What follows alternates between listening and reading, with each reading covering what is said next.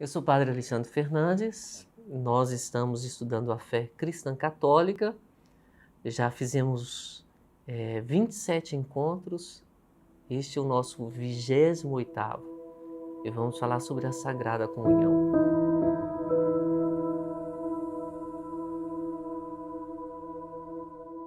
Olá, queridos filhos e filhas espirituais, hoje vamos falar um pouco sobre a Sagrada Comunhão.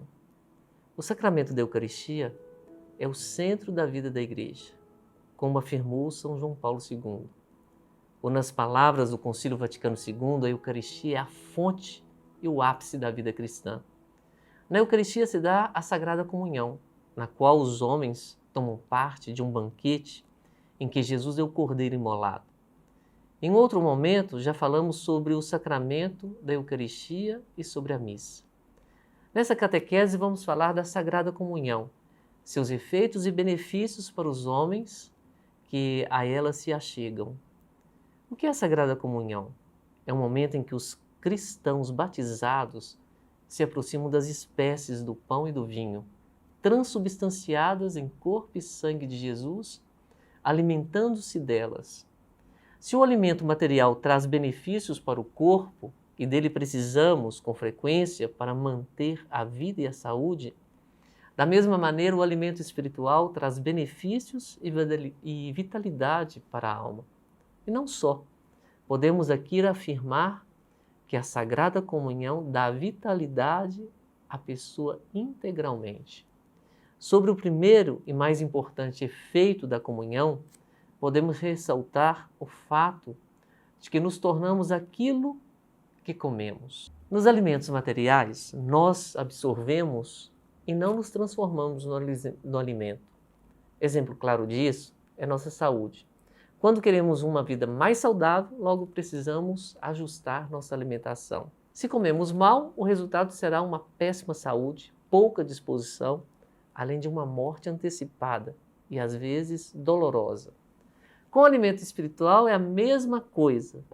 Se nos alimentamos de Jesus, quais os efeitos dessa comida em nosso espírito?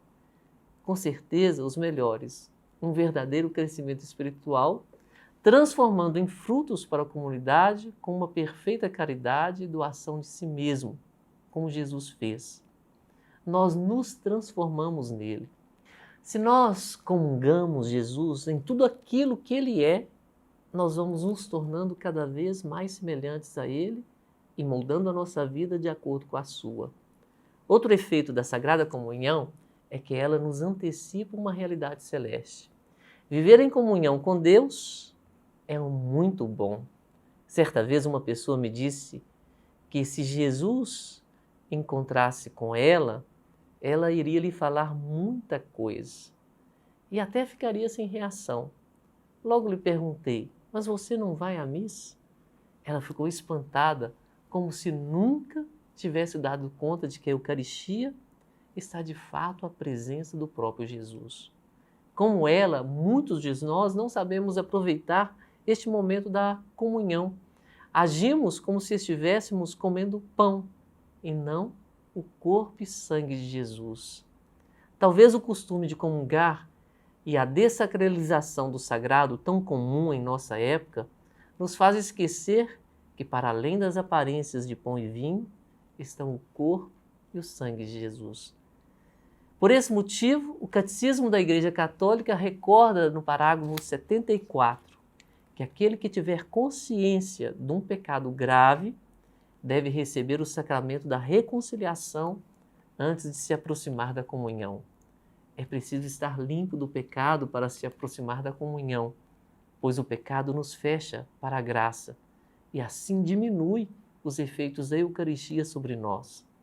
Nesse sentido, São João Paulo II, em sua encíclica sobre a Eucaristia, diz que a Eucaristia e a penitência são dois sacramentos intimamente unidos. Se a Eucaristia torna presente o sacrifício redentor da cruz, perpetuando sacramentalmente, isso significa que deriva dela uma contínua exigência de conversão, de resposta pessoal à exortação que São Paulo dirigia aos cristãos de Coríntios. Suplicamo-vos, em nome de Cristo, reconciliai-vos com Deus.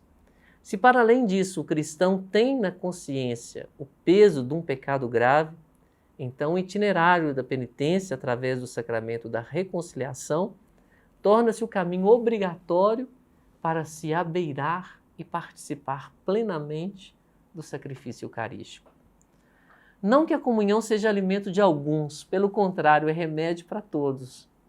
Mas para que a união entre o homem e Deus seja cada vez mais profunda, é preciso que haja uma conversão verdadeira, capaz de abandonar o pecado e abraçar a proposta de Deus. Uma vez preparado para receber este sacramento, o cristão batizado pode aproveitar a graça de unir-se a Deus por meio da comunhão, fazendo deste momento o mais importante da sua vida, pois nele está diante de Jesus realmente presente. Vale nos perguntar, como estamos nos aproximando da Sagrada Comunhão? Será que temos consciência de quem está nos alimentando? Qual é o lugar da comunhão na minha vida? Irmãos e irmãs, sejamos conscientes de nossa fé e mais, que cada vez que nos aproximamos da Sagrada Comunhão, que o nosso coração esteja aberto à graça incalculável, que é estarmos sacramentalmente imersos em Jesus. Deus te abençoe. Nós vamos nos encontrar e o próximo tema será sobre a penitência. Fiquem com Deus.